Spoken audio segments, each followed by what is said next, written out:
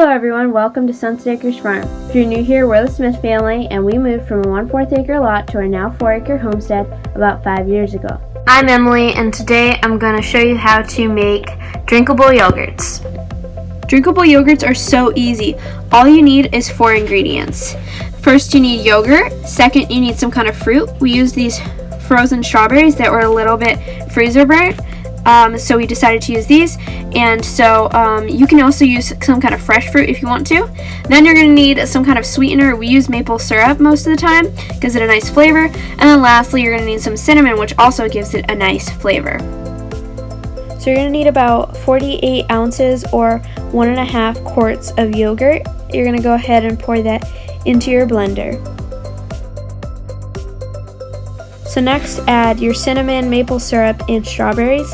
I do all 3 of these to taste. I honestly I don't have measurements for these.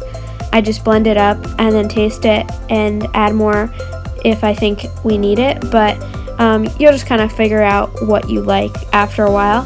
Just taste it after you blend it and see if you need more cinnamon, maple syrup, or strawberries. You can use any sweetener you want, but we just use maple syrup. And then you can add some more spices if you want to. Just play with it.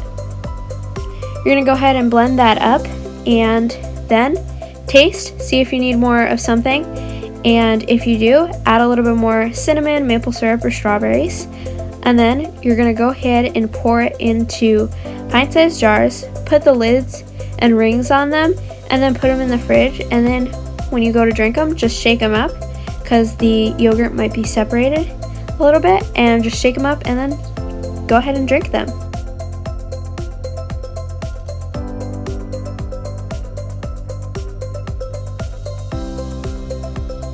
These are so delicious. Our family loves them, and I hope your family does too. Thanks for watching. Please subscribe and like. And blessings from Sunset Acres Farm.